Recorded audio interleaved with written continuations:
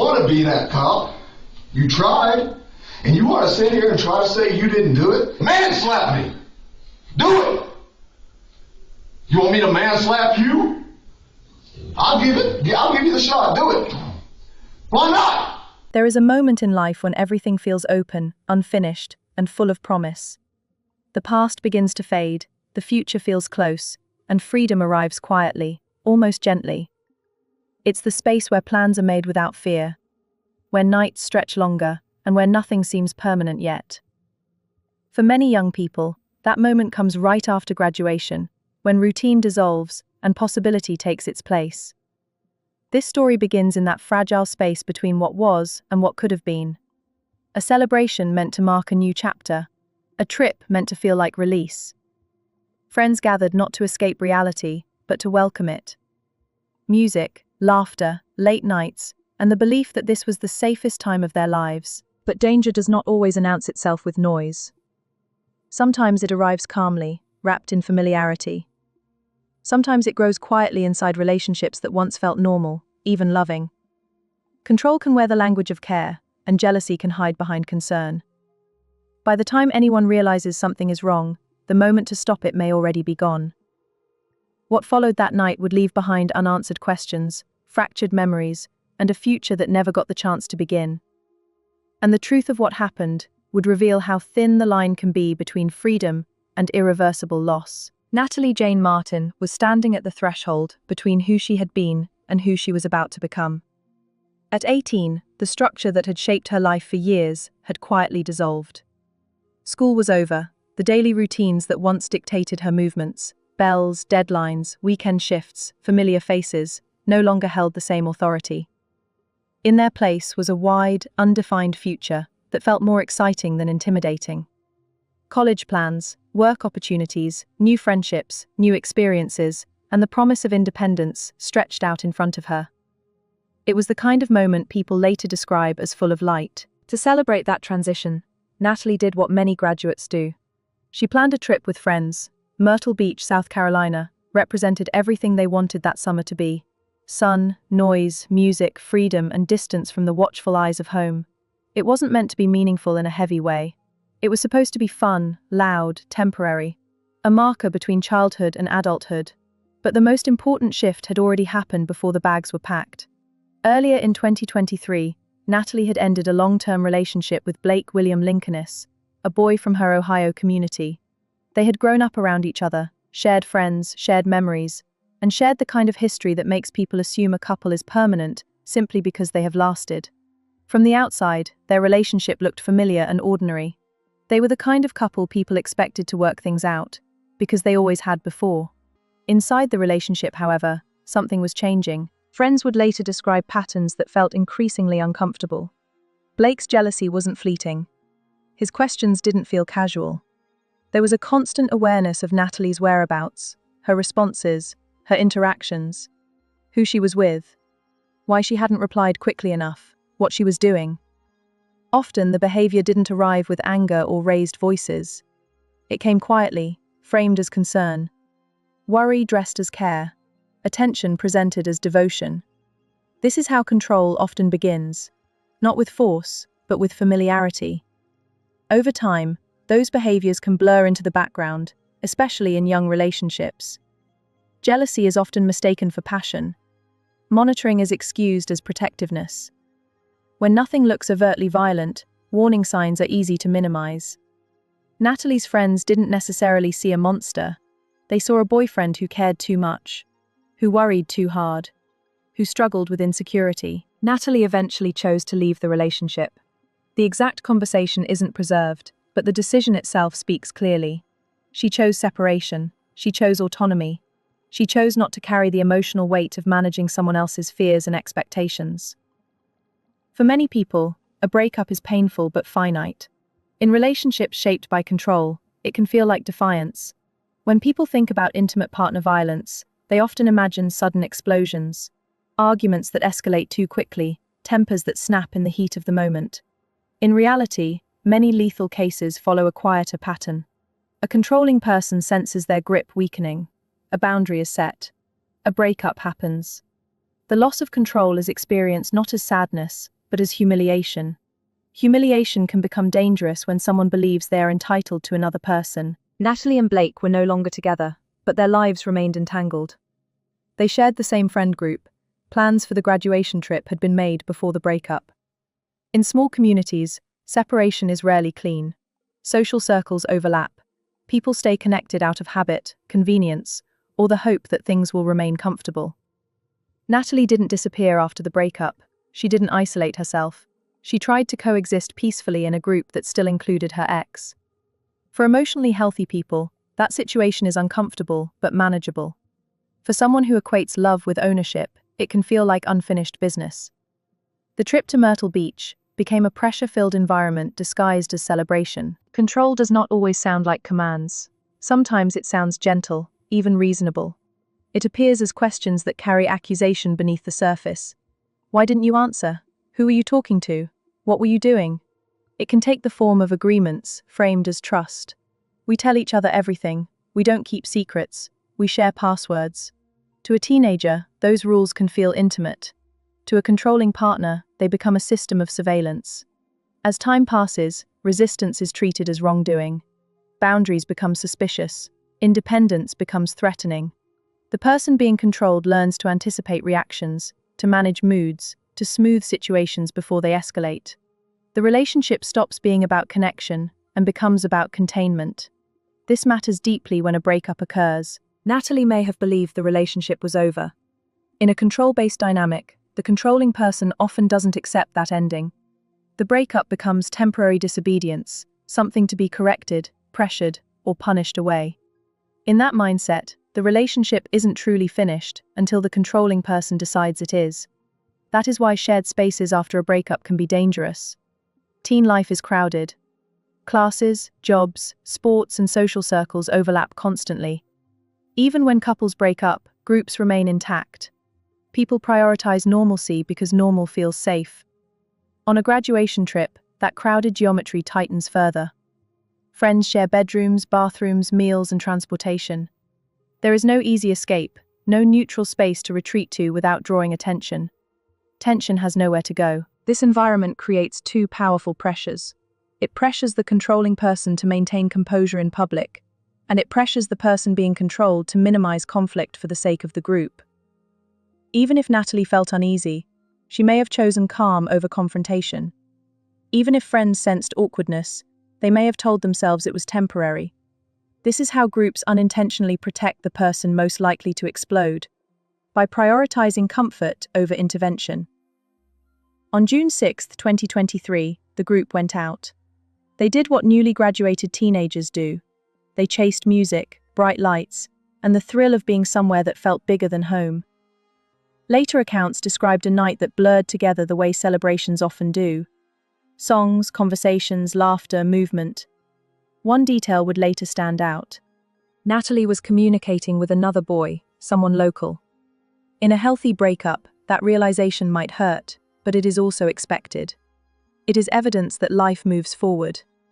For a controlling partner, it can feel like betrayal, even when there is nothing left to betray. What mattered wasn't the messages themselves, but what they represented. Natalie acting independently. At some point, Natalie left the group early and returned to the rental. She wasn't feeling well. Blake went with her. The rest of the group stayed out longer, unaware that the most dangerous moment of the trip had begun quietly, away from witnesses and noise. What followed was later reconstructed through witness accounts, physical evidence, and digital records. Even when stories conflict, timelines rarely do. Phones record silence as clearly as activity. Doors lock, minutes pass. Data leaves marks that memory cannot erase. Investigators later determined that Natalie's phone activity stopped at approximately 10:17 p.m. on June 6. Blake's phone activity stopped at the same minute, then resumed roughly 45 minutes later. These timestamps did not rely on emotion or interpretation. They existed independently, fixed in time. Silence on a phone is not just absence, it is information.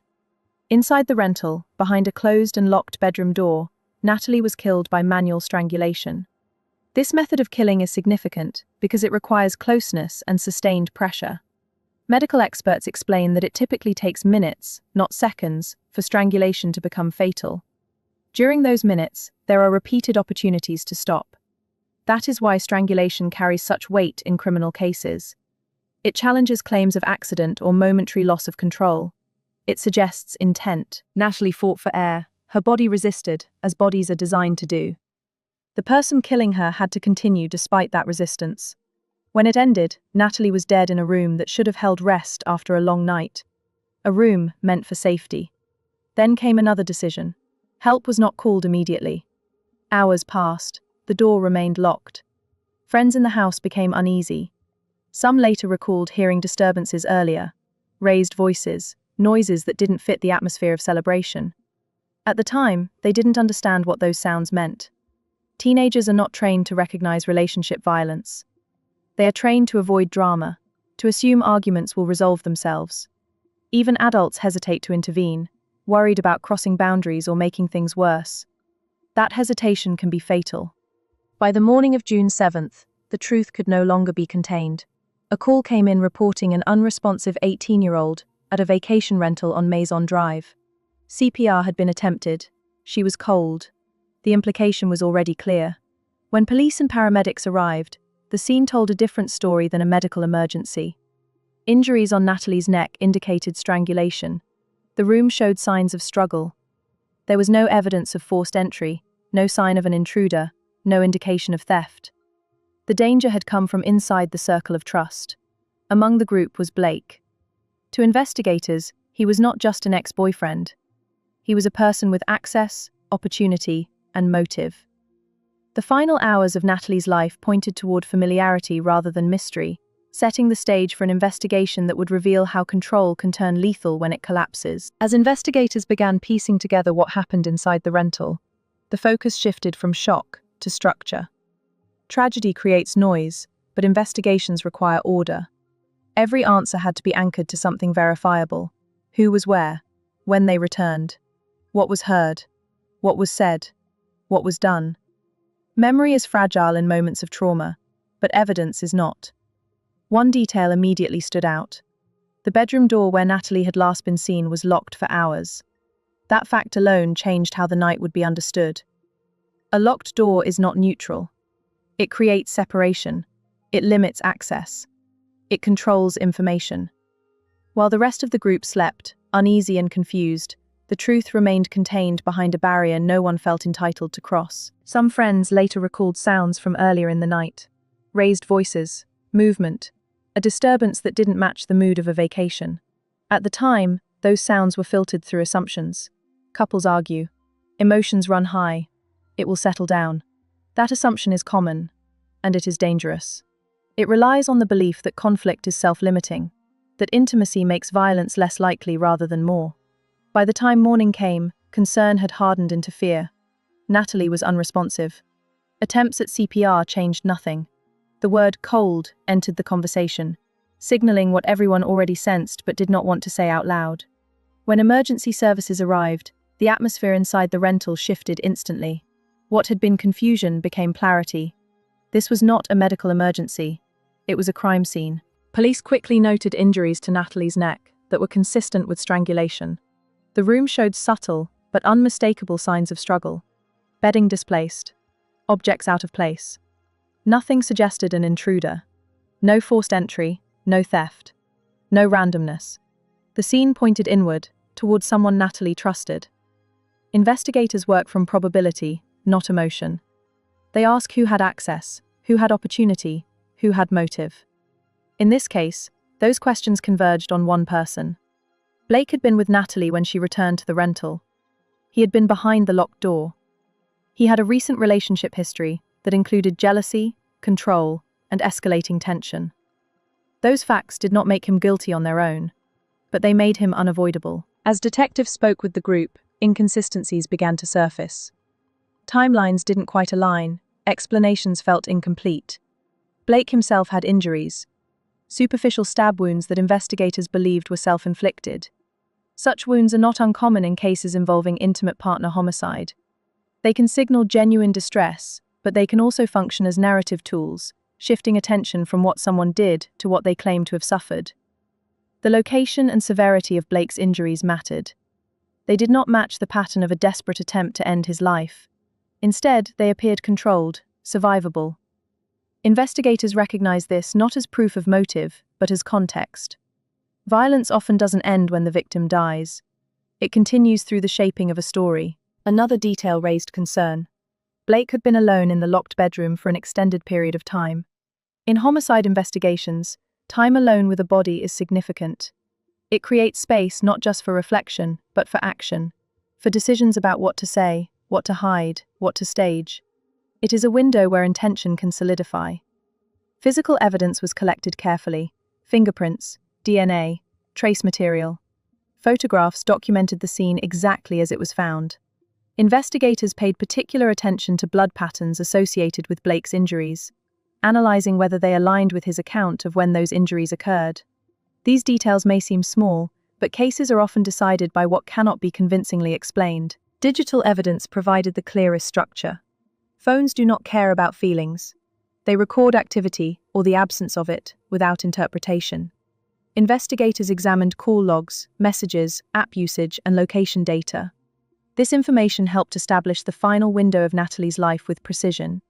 Both Natalie's and Blake's phones went silent at the same time. Both resumed activity later, but not together. That gap told a story. It marked a period where something irreversible happened. Later that night, Blake sent a message to his father that would become one of the most damaging pieces of evidence.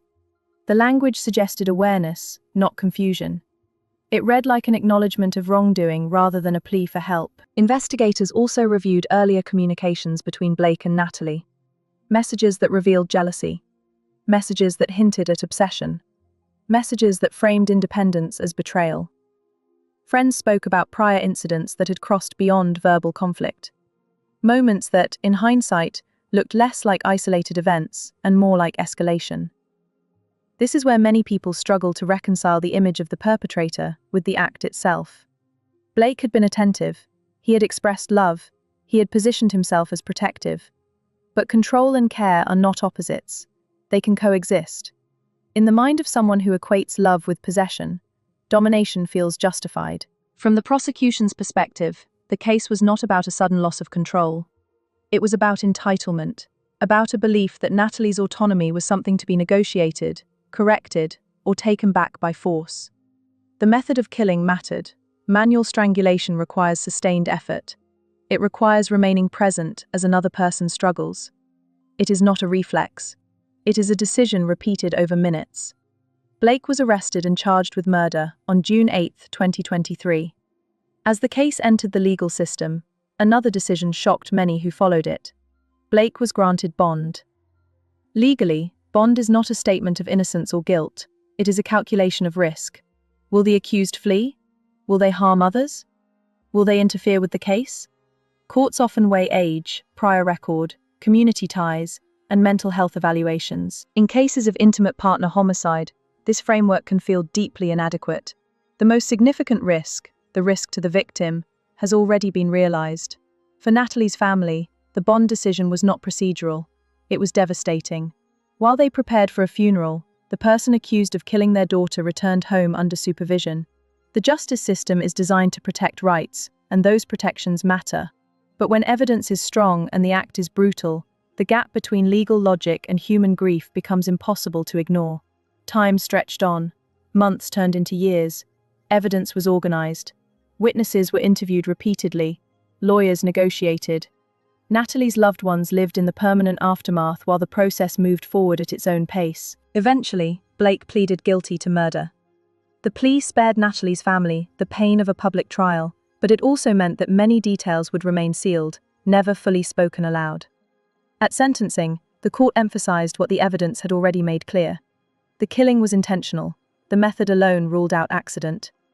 Blake was sentenced to 45 years in prison without the possibility of parole.